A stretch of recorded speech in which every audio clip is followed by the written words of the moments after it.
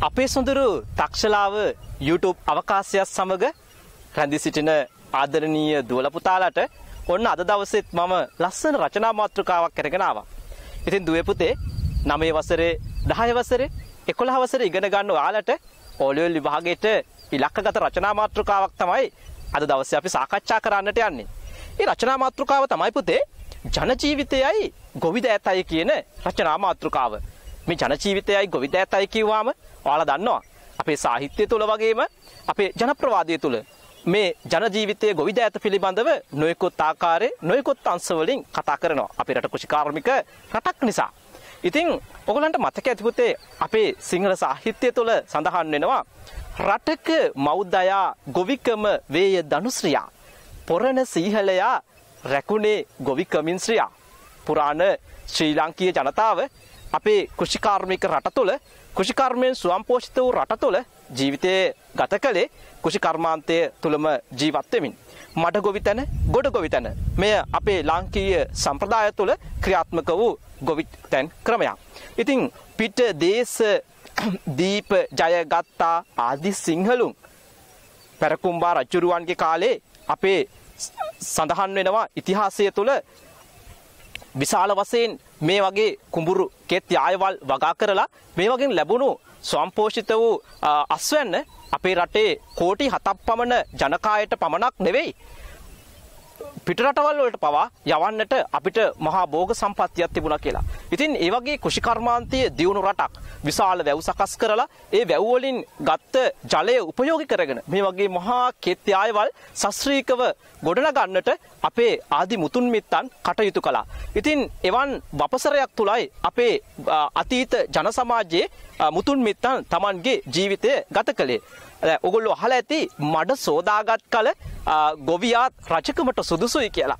ඉතින් මේ කුෂිකාර්මික රට තුළ මේ ලාංකීය ජන සමාජය තුළ රට ස්වයංපෝෂිත කරන්නට නම් ඒ හැකියාව තිබෙන්නේ මේ ගොවියෙකුටම පමණයි. ගොවියා තමයි දන්නේ දුක. ගොවියා තමයි දන්නේ වේදනාව. ඒ දුක වේදනාව දන්න කෙනෙකුට පමණයි මේ කුෂිකාර්මික රට ගොඩනගන්නට පුළුවන්කම තිබෙන්නේ. අද චීනය වගේ රටවල් ගත්තොත් ලෝකේ බලවත් රටවල් බවට පත් වෙලා තියෙන්නේ ඒ කුෂිකර්මාන්තය හොඳින් හඳුනාගත්ත නිසා. Tamanට තිබෙන වටිනා සම්පත පිළිබඳව හඳුනාගත්ත නිසා. ඒ වගේම නවසීලන්තය වගේ රටවල් ඒ වගේම ආසියාතිකරයේ බොහෝ රටවල් දියුණු වෙන්නට ප්‍රධාන වශයෙන් මේ ගොවිතැන බලපෑවා. ඉතින් අපේ මේ ලාංකීය ජන සමාජය තුළ ලංකාවේ ආර්ථිකය ගොඩනංවන්නටත් මේ කුෂිකර්මාන්තය ප්‍රබලවම හේතු වෙන බව අපි හැමදෙනාම මතක තියාගන්නට ඕනි දුවේ පුතේ. ඉතින් ඕගොල්ලෝ මේ රචනාව ගොඩනගනකොට හොඳට කරුණු අවධාරණයෙන් යුක්තව අධ්‍යයනය කරන්නට ඕනි. එසේ කරුණු අධ්‍යයනය කිරීම තුළින් තමයි පුතේ ඔයාලට මේ රචනාව හොඳට ලියන්න පුළුවන්. අද කාලීන මාතෘකාවක් බවට පත් වෙලා තියෙනවා. විශේෂයෙන් මේ අවුරුද්දේ ඕලෙවල් විභාගයට මුහුණ දෙන අපේ දුවදරුවෝ මේ මාතෘකාව පිළිබඳව වැඩි අවධානයක් යොමු කළොත් හොඳයි කියලායි මගේ නම් මතය වෙන්නේ. ඉතින් මේ රචනාව ගොඩනගනකොට ඔයාලා දෙවෙනි ඡේදයේදී මොන වගේ කාරණා පිළිබඳවද කරුණු ගොඩනගන්නට අවශ්‍ය කරන්නේ? ඔයාලා දන්න ඕනි මේ වර්තමාන කුෂිකර්මාන්තයේ ලාංකීය වපසරය කොයි වගේද කියන කාරණේ පිළිබඳව ඔයාලා මේ රචනාව ඉදිරිපත් කරනකොට කරුණු ඉදිරිපත් කිරීම කරන්නට ඕනි. ඔබ දන්නවා දැන් මේ වර්තමාන ගොවිකම ගත්තයින් පස්සේ අද මේ අපිට පේන මහා කෙත් යායවල් නිර්මාණය කරනකොට අතීතයේ පෝරුවට ගොම්බානට ආදී කොට ඇති ස්ථාවර මට්ටමකට සීමා වෙලා තිබුණු මේ කුෂිකර්මාන්තය එහෙම නැත්නම් මේ මඩ ගොවිතැන අද යාන්ත්‍රික ශ්‍රමය උපයෝගී කරගන්න මට්ටමට ඇවිල්ලා තියෙනවා. ඉතින් එය ගොවිකම නැත්නම් මේ මඩ ගොවිතැනේදී සුවිශේෂී කාර්යභාරයක් අපට ඉෂ්ට කරලා දෙනවා. ඉතින් මේ පිළිබඳව ඔබට කරුණු අවධාරණය කරන්නට පුළුවන්කම තිබෙනවා. ඉතින් මේ මිනිස් ශ්‍රමයට වඩා යාන්ත්‍රික ශ්‍රමය කොයි විදිහටද අපි මේ කුෂිකර්මාන්තයේදී භාවිතයට ගන්නෙ?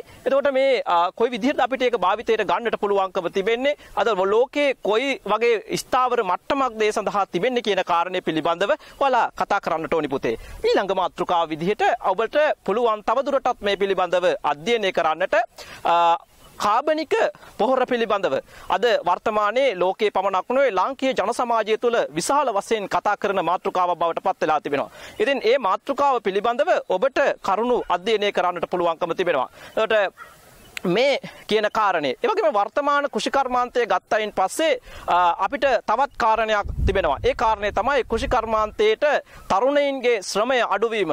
අනිකුත් රටවල් වලට වඩා අපේ ලාංකීය ජන සමාජය තුළ තරුණයින්ගේ වපසරය අපිට බොහෝ වෙලාවට මේ තරුණයින් මේ කෘෂිකර්මාන්තයට නැඹුරු වීම බොහෝ විට අඩු වෙලා තිබෙනවා. මෙයත් අපේ ලාංකීය ජන සමාජය තුළ දකින්නට තිබෙන මේ කෘෂිකර්මාන්තයේ ප්‍රබල පසුබෑමට හේතුවක් බවට පත් වෙලා තිබෙනවා. ඒ වගේම තමයි ඔබට තවදුරටත් කතා කරන්නට පුළුවන් අපේ තිබුණා අතීතයේ අපිටම ආවේනික වූ බීජ වපසරයක්. ඒ බීජ තිබුණු නිසා අපිට පුළුවන්කම ලැබුණා නිවැරදි හොඳ අස්වැන්නක් ලබා ගන්නට. රසායනික පොහොර වලින් තොරව අපිට අස්වැන්නක් ලබා ගන්න පුළුවන්කම තිබුණා. නමුත් අද වෙනකොට දෙමුහුම් බීජ හඳුන්වා දීම නිසා අපිට පිට රටවල් වලින් අපි නොයෙකුත් බීජ වර්ග ගෙන්වීම නිසා අපිට ලොකු ප්‍රශ්නයකට මුහුණ දෙන්නට වෙලා තිබෙනවා. අන්නේ දෙමුහුම් බීජ පිළිබඳවත් ඔබට වර්තමානයේ කෘෂිකර්මාන්තයේ කඩා වැදීමට මේ බලපාන්නේ කොහොමද? ඒකේ දියුණුවට කොයි විදිහද මේ දෙමුහුම් බීජ භාවිත බලපාන්නේ කියන කාරණේ පිළිබඳව ඔයගොල්ලන්ට කතා කරන්නට පුළුවන්. ඒ වගේම තමයි කෙටි කාලයක් තුළ අස්වැන්න ලබා ගැනීම සඳහා නොයෙකුත් තාක්ෂණික ක්‍රමවේද මේ කෘෂිකර්මාන්තය තුළ භාවිතා කරනවා. ඒවා පිට රටවල් තුළ භාවිතා කරනවා. නමුත් අපි මේ වෙන විටත් භාවිතා කරන්නේ නැහැ. ඒත් මේ දෙමුහුන් බීජ හා කෙටි කාලයක් තුළ අස්වැන්නක් ලබා ගැනීම කියන කාරණය පිළිබඳව ඔබට විද්‍යාත්මක කරුණු ඔස්සේ තොරතුරු ගවේෂණය කරලා ඉදිරිපත් කරන්නට පුළුවන්. ඉතින් ඔයාලා පළවෙනි ඡේදයේ නිර්මාණය කරනකොට ජන ජීවිතය හා ගොවිද ඇත කොයි වගේද සම්බන්ධ වෙන්නේ ඒ සඳහා සාහිත්‍යාත්මක නිර්වචන ගෙන වෙද්දෙමින් පළවෙනි ඡේදය නිර්මාණය කරන්නට පුළුවන්. දෙවෙනි ඡේදය නිර්මාණය කරනකොට ඔබට පුළුවන්කම තිබෙනවා මේ වර්තමානයේ තුල ලාංකීය ජන සමාජය තුල කොයි ආකාරයෙන්ද කෘෂිකර්මාන්තයට බලපෑම් එල්ල කරලා තිබෙන්නේ මේ පසුබෑමට හා වර්තමානයේ කෘෂිකර්මාන්තයේ ඉහළ නැංවීම සඳහා මොන වගේ කාරණයක්ද බලපාලා තියෙන්නේ කියන කාරණේ දෙවෙනි තුන්වෙනි ඡේදවලදී විග්‍රහ කරන්නට පුළුවන්. හොඳයි අපි මේ යන්නට සූදානම් වෙන්නේ රසායනික පොහොර වලින් ඉවත් වෙලා කාබනික පොහොර භාවිතා කරලා කෘෂිකර්මාන්තයේ ගොඩ ගන්නට අපේ ලාංකීය ජන සමාජයට පුළුවන් ද කියන කාරණේ. අපි යනවා තවත් අවකාශයක් හොයාගෙන ඒ සඳහා. එන්න අපි ඊළඟ මාතෘකාව ගොඩනගමු මෙලෙසින්.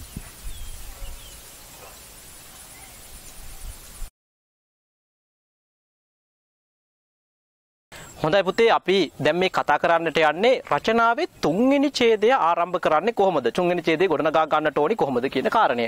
පුතේ දැන් අපි කතා කළා කෘෂිකර්මාන්තයේ කොයි විදියටද ගොඩනැගුණේ? විශේෂයෙන්ම මඩගොවි තැනට කොයි වගේ තැනක්ද මේ ශ්‍රී ලාංකීය ජන සමාජය තුළ ක්‍රියාත්මක වුණේ කියලා. එතකොට ජන ජීවිතයයි ගොවිදෑතයි කතා කරනකොට අපිට මඩගොවි තැනටම සීමා වෙන්නට බෑ. ගොඩගොවි තැනත් සුවිශේෂී කාර්යභාරයක් ඉෂ්ට කරනවා. විශේෂයෙන්ම මේ මඩගොවි තැන ගැන කතා කරන මේ මඩගොවි තැන ගොඩගොවි තැන කියන මේ සම්ප්‍රදාය තුළින් මිනිසුන් ඉවත් වීම සඳහා මොන වගේ සාධකද අපිට බලපාලා තියෙන්නේ? විශේෂයෙන්ම මිනිසුන්ගේ ජීවිතවලට බලපෑම් එල්ල කරන සාධක රාශියක් අපිට හඳුනා ගන්නට පුළුවන්කම තිබෙනවා. ඒකට ප්‍රධාන වශයෙන් පුතේ අපි කතා කරන්නට ඕනි රසායනික පොහොර භාවිතා කිරීම නිසා මේ රසායනික පොහොර භාවිතාවෙන් මිනිසාට වුණු හා වන හානි පිළිබඳව අපි කතා කරන්නට ඕනි. එහිදී විශේෂයෙන්ම ශරීර අභ්‍යන්තර අවයව වලට සිදුවන හානි විශාල වශයෙන් අපි දන්නවා පිළිකා කාරක ඒ වගේම වකුගඩු වැනි රෝගකාරක ඇතිවීමට ප්‍රධාන වශයෙන් මේ කියන රසායනික පොහොර භාවිතයේ ප්‍රබල පිටු බලයක් වෙලා තිබෙනවා පිටු වහලක් වෙලා තිබෙනවා. අන්න ඒ කියන කාරණේ පිළිබඳව ඔබ තොරතුරු අධ්‍යයනය කරමින් ගවේෂණය කරමින් තොරතුරු ඉදිරිපත් කරන්නට ඕනි. ඒ වගේම තමයි මිනිසුන් මේ ගොවියා හා මේ ගොවි ජන ජීවිතය පිළිබඳව කතා කරනකොට තවත් කාරණයක් තමයි අපිට මේ ගොඩනැගිය යුතු තවත් කාරණයක් තිබෙනවා. ඒ තමයි ගම ස්වයංපෝෂිත ආර්ථික රටාවෙන් ඉවත් වීමේ ස්වභාවයක්. මේ ගොවිතැන සමග මිනිසා නොබැදීම නිසා සිදුවෙන කාරණයක් අපිට ලාංකීය ජන සමාජය තුළ මේ වෙනකොට දකින්න පුළුවන්. කියලා කියන්නේ එදා ගෙදරක පුංචි ගොවි පොලක් තිබුණා. ඒ ගොවි පොලෙන් ලබාගත් ද්‍රව්‍ය ටික එහෙම නැත්නම් අපි කියනවා සියලු ද්‍රව්‍යමය සාධක ඒක කියන්නේ එළවලු වගාව වෙන්න පුළුවන්. එහෙම නැත්නම් කහ කුඩු මිරිස් කුඩු මේ ආදි කොට ඇති සියලුම දේ සකස් කර ගන්නට යෙදුනේ Tamanගේ ගොවි පොලෙන් ලබාගත් දේ වලින්. ඉතින් ඒ නිසා මෙන්න මේ කියන කාරණේ දැන් අද වෙනකොට සමාජයේ ඈත්වෙමින් පවතිනවා. ඉතින් ඒ නිසා අර ගම ස්වයංපෝෂිත වීම වැළැක්විලා තිබෙනවා. මේ කාරණයක් ගොඩනැගීමේ අවස්ථාවක් තිබෙනවා. ඒ වගේම තමයි අපිට කතා කරන්නට පුළුවන් මිනිසුන් අද වෙනකොට ව්‍යායාම කිරීම ආදී කොට ඇති ගොඩාක් දේවල් වලට නැඹුරු වෙලා තියෙනවා. මේ නැඹුරු වෙන්න ප්‍රධාන හේතුව තමයි එදිනෙදා මේ Tamanගේ ඉඩකඩ තිබෙන ආකාරයට ගොවිතැනක් බතක් නොකරගෙන Tamanගේ ජීවිතය තාක්ෂණික මෙවලම් පසුපස පමණක් හඹා යාම. ඉතින් මෙන්න මේ කියන කාරණේ කතා කරනකොට සිරුරට අවශ්‍ය කරන සමබර පෝෂණය නොමැති වීම නිසා මේ මිනිසුන්ට මිනිසු ලෙඩ රෝග වලට පත්වීම ප්‍රධාන වශයෙන් වැඩිවීමක් තියෙනවා ලාංකීය ජන සමාජය තුළ. ඒකට ප්‍රධාන වශයෙන් බලපාන්නේ මේ කියන කෘෂි කර්මාන්තයේ තිබෙන සාධක. ඒ කියන්නේ එක පැත්තකින් අපිට කාබනික වශයෙන් මේ ශරීරයට හිතකර ආහාර පද්ධතියක් නොමැතිවීම කියන කාරණා බලපාලා තිනවා. ඒ කාරණා පිළිබඳව ඔබට කතා කරන්න පුළුවන්කම තිබෙනවා. ඒ වගේම තමයි මිනිස්සු ශනික ආහාර රටාවන්ට නැඹුරු වීමත් මේ වෙනකොට දකින්න පුළුවන් මේ ලාංකීය ජන සමාජය තුළ. ඉතින් මේ ශනික ආහාර රටාවෙන් පැත්තකට ගිහිල්ලා ඒ වෙනුවට මේ කෘෂි කර්මාන්තය තුළ නැඹුරු වෙලා කෘෂි කර්මාන්තයෙන් ලබා ගන්නා වූ ද්‍රව්‍ය ඒ සඳහා භාවිතා කිරීමේ ක්‍රමවේදයකට අපිට මේ යොමු වෙන්නට පුළුවන්කම තිබෙනවා. ඒ කාරණේ පිළිබඳව ඔයගොල්ලන්ට තොරතුරු අධ්‍යයනය කරමින් ඉදිරිපත් කරන්න පුළුවන්කම තියෙනවා. ඉතින් ඒ වගේම තමයි කෘෂි කර්මාන්තයේ නැංවීම සඳහා ගොවියන්ට අත්ලක් දීම සඳහා මේ වෙන විට ශ්‍රී ලංකාව තුළ ක්‍රියාත්මක කිරීමට නියමිත කාබනික පොහොර භාවිතය පිළිබඳව නොයෙකුත් මතිමතාන්තර සමාජගත වෙමින් පවතිනවා. ඉතින් මෙහිදී විශේෂ අවධානයක් යොමු කරන්නට ඕනි ජනතාව පිළිබඳව හිතලා කාබනික පොහොර පිළිබඳව මිනිසුන් තුළ තිබෙන ආකල්පය මේ නිවැරදි ආකාරයෙන් මිනිසු තුළ ආකල්පයක් ගොඩනැගීමේ අවශ්‍යතාවයක් තිබෙනවා. ඒ ආකල්පය ගොඩනැංවිය යුත්තේ කෙසේද කියන කාරණේ පිළිබඳව අධ්‍යයනය කරමින් රජයේ ඊට මැදිහත් වෙමින් මිනිසුන්ගේ ආකල්පයන් පළමුව වෙනස් කරන්නට අවශ්‍ය කරනවා. ඊළඟට මේ කාබනික පොහොර භාවිතයේදී ක්‍රමවේදයක් නිවැරදි ක්‍රමවේදයක් සකස් කිරීමේ කාර්යව්‍යයකට නියැලීමේ අවශ්‍යතාවය තිබෙනවා. ඒ වගේම තමයි මේ සඳහා කාබනික පොහොර නිෂ්පාදනය පිළිබඳව සියලු ජනතාවට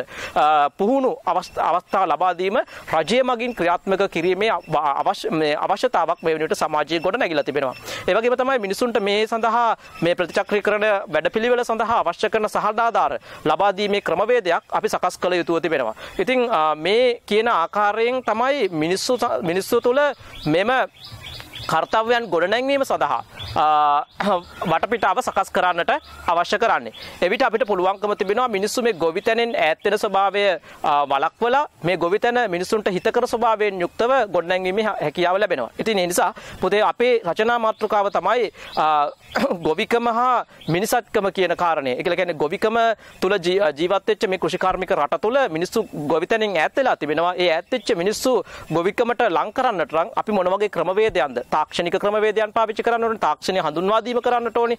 මේ කියන සෑම කාරණයක්ම ඒ වගේම ශරීරයට හිතකර කෘෂිකර්මාන්තයක් සිදු කරන්නේ කොයි ආකාරයෙන්ද කියන කාරණය පිළිබඳව රජයේ මැදිහත් වෙලා ඒ සඳහා සියලු දෙනාම මේ ආකල්පමය වශයෙන් වෙනස් කරමින් මේ රට ස්වයංපෝෂිත ආර්ථිකයක් කරා රැගෙන යන්නට කටයුතු කරන්නට ඕනේ. ඉතින් ඕගොල්ලන්ට පුළුවන්කම තිබෙනවා මේ සියලුම කාරණා අන්තර්ගත කරමින් ඒ වගේම නොයෙකුත් රටවල් වල ක්‍රියාත්මක වන වැඩසටහන් පිළිබඳව අධ්‍යයනය කරමින් මේ රචනාව ගොඩනගන්න. ඉතින් ඔබෙන් බලාපොරොත්තු වෙනවා අපේ සොඳුරු තක්ෂලාව මේ තුන්වෙනි රචනා මාතෘකාව මේ තුන්වෙනි රචනා මාතෘකාව තුළින් අපි බලාපොරොත්තු වෙන්නේ ඔබේ ලකුණු 25 සීමාවට යන සුවිශේෂී රචනාවක් කාලීන මාතෘකාවක් වශයෙන් ඔබට සාකච්ඡා කරන්නට පුළුවන්කම තිබෙනවා. එහෙනම් ඕගොල්ලන්ට පුළුවන් ලංකාවේ ඕනම කෙනෙකුට ඕ ලෙවල් විභාගයට මුහුණ දෙන ඕනම කෙනෙකුට මේ රචනාව ලියලා එවන්න. ඉතින් පහතින් දිස්සන WhatsApp නම්බරයට ඕගොල්ලෝ රචනාව ලියලා එවන්න. ඔයාලට ලකුණු දාලා එවනවා. එවුවන් පස්සේ ඔයාලට අඩුපාඩු තිබෙනවා නම් ඒවත් පැහැදිලි කරලා කියනවා. එතකොට ඒ අඩුපාඩු සකස් කරගෙන ඔබ ඕ ලෙවල් වලට ඒ නමයක් ගන්න. මේ දරන උත්සාහය දරන ප්‍රයත්නයේ තව තවත් සාර්ථකත්වයට රැගෙන යන්නට හැමෝම කටයුතු කරන්නට කියලා ආරාධනා කරනවා.